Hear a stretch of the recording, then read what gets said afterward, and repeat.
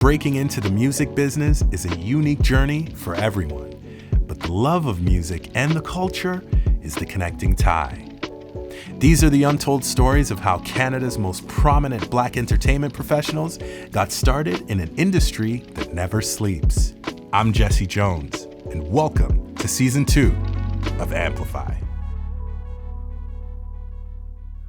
The music industry offers a tantalizing promise, the opportunity for personal and artistic growth where people can unleash their creativity and move hearts and souls like no other. But it can also be an unforgiving place, where not every talent is noticed or nurtured, where rewards and mentors don't come through, and where lessons are learned the hard way. For dancer and choreographer Hollywood, chasing his dreams was an uphill battle from the start.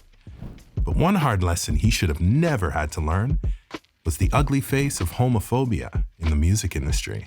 The entertainment industry at the time was very, very homophobic.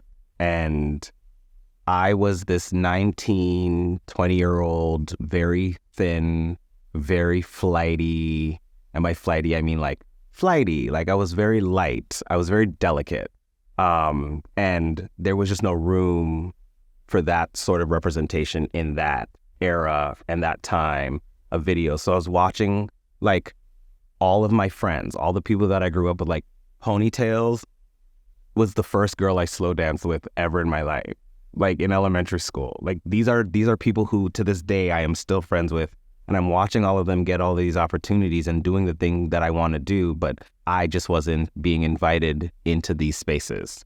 Like I mentioned, love musical theater, Greece, and I thought I was going to go to university, do musical theater, move to New York, get a Broadway show. Some producer from LA was going to come to the show, see me, fly me to LA. I was going to be a movie star. Like that was what was going to happen. And it wasn't happening. And I was watching it happen for everybody else. So I became very frustrated. And when I graduated from high school, I was the last year to have OAC, and there were double the amount of applicants, and as a result, I didn't get into the arts program that I wanted to get into. So I told my mom I was going to take a year off to dance. That was June. By August, I had met my first mentor, Jade, and I joined her company, Blaze Entertainment, and by September, I was in a movie with Mary-Kate and Ashley. Like it literally was like, boop. And I was like, oh, this is great. This is all working. This is doing what it's supposed to do. And then that homophobic head reared itself again, and I kept not being welcomed and invited into spaces to seize the opportunities that all of my colleagues were seizing. It was very frustrating because I was just trying to, at that time, I also was still trying to figure myself out, right? Like, people had told me things about myself that I didn't even realize were happening with me. Like I had been labeled chichiman, gay, batiman, blah, blah, blah for as long as I can remember, right? And none of that was resonating with me because I hadn't had any form of experience, right? I'm like, I'm literally just being myself. Like I was talking to a friend the other day and I was like, it was fine in July when we were playing house, but by September, I couldn't play house anymore. 1 year, like it all just switched and everyone's like, you're not supposed to do that. Why are you acting this way? And I'm like, what are you talking about? I'm the same person that I've always been. And so I was battling all of that stuff within myself and then also trying to like figure out what I'm going to do with my life at 19. And Blaze came about at the right time because they didn't care.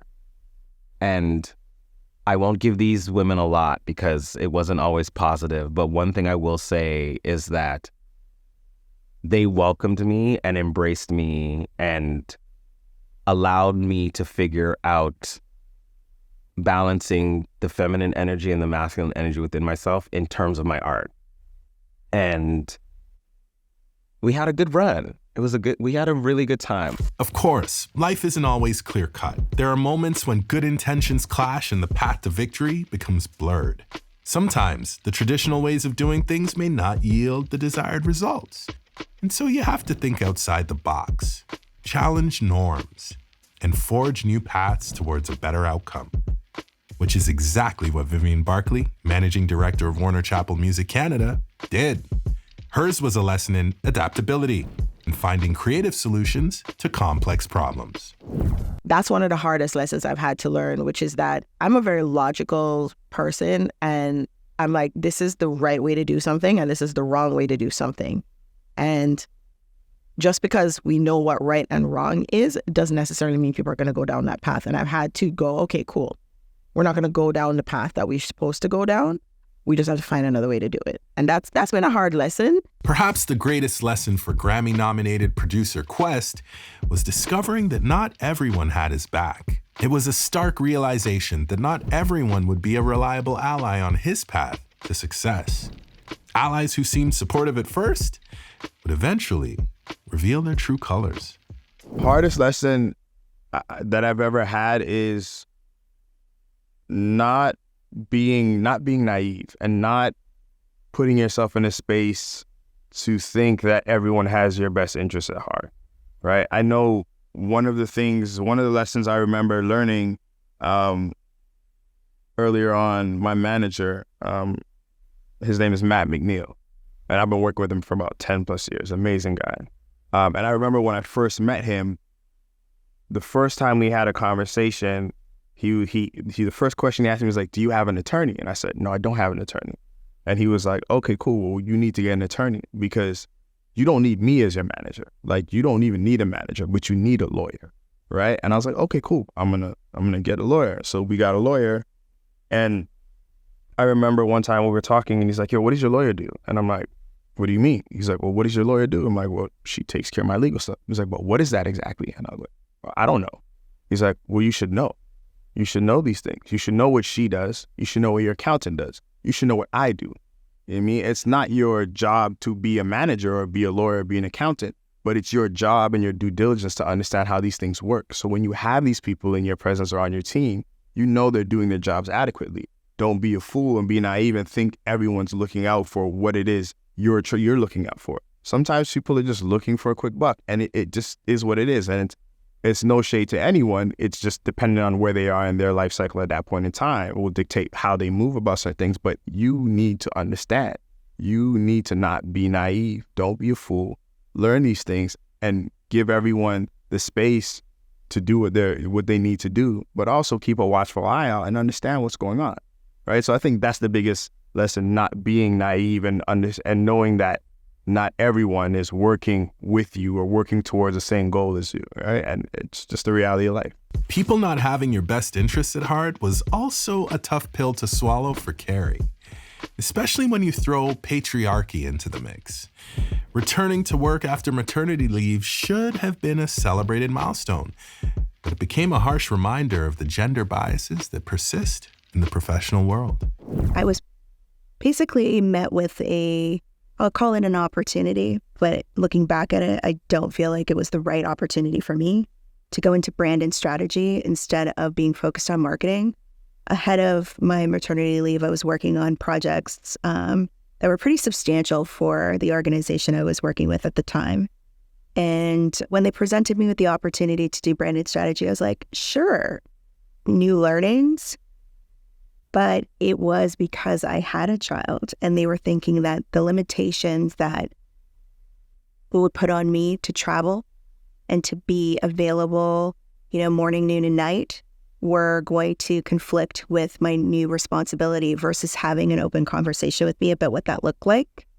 So I accepted the position. After, I would say, about a year into the role, I was like, this is not for me.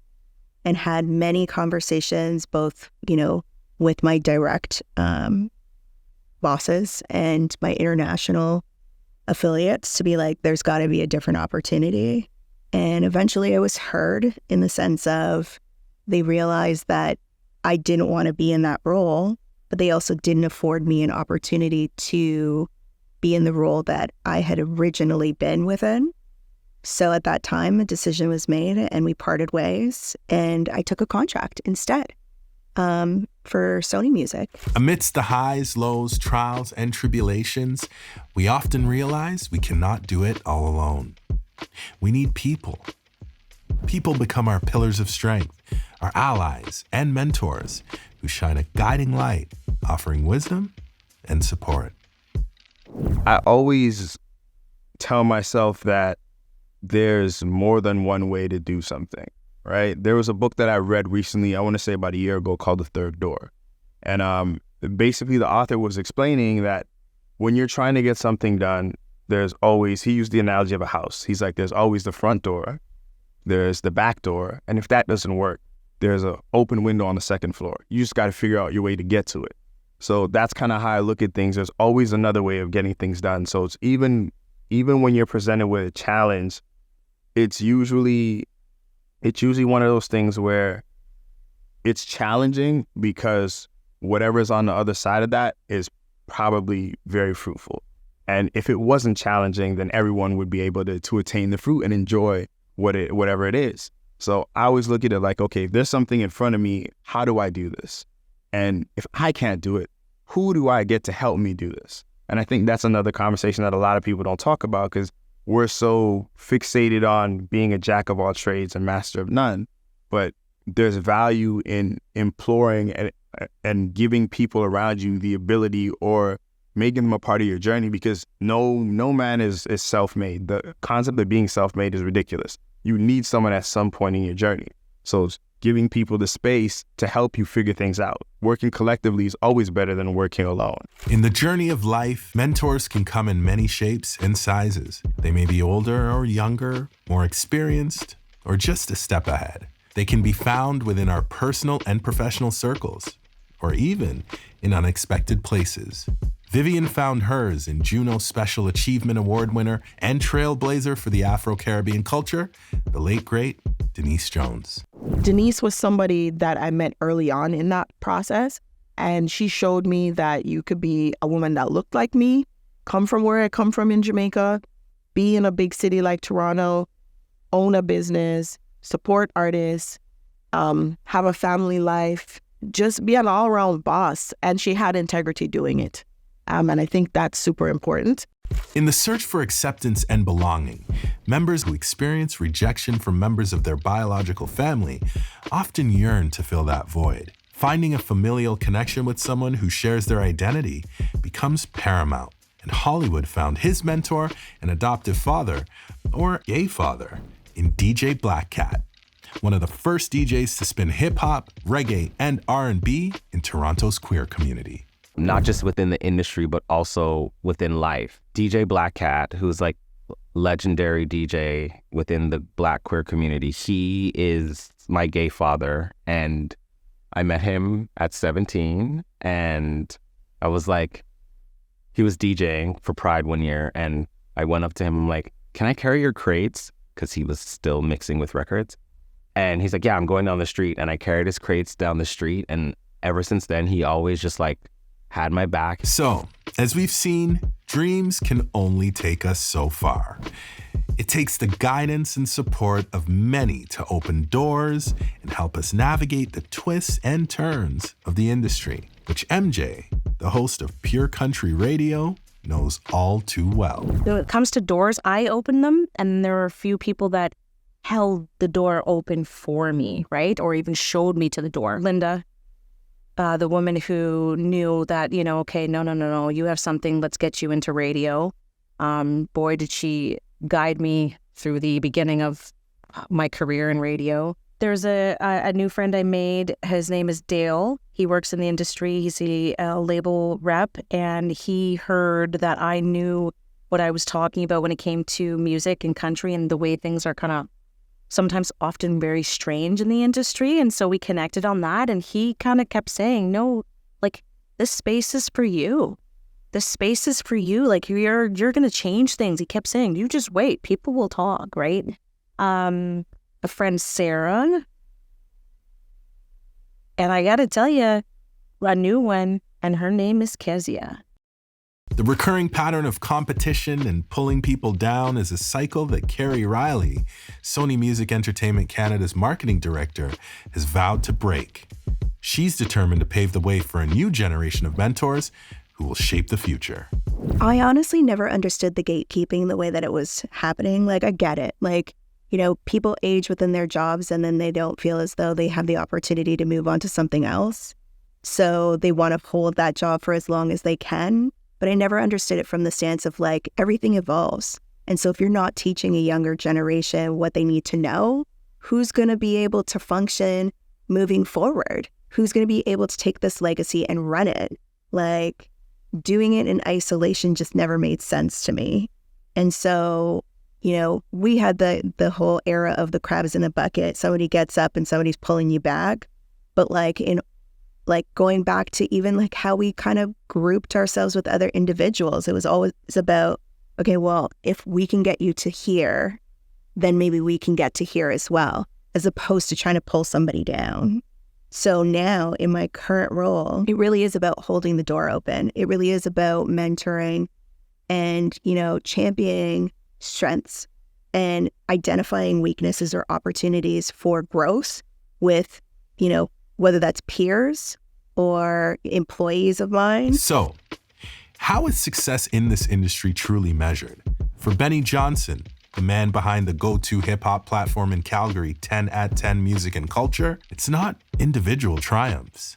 Success is measured by the shared elevation of all. When we lift others up, we not only create a better future for them, but we also leave a legacy behind that will inspire future generations.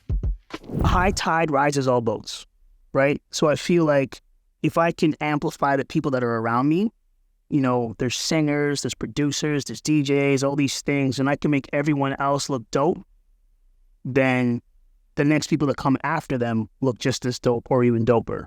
So I saw that as a vision that could be something that could be more of the legacy of what I was doing in Calgary versus just myself as an individual artist and what those limitations.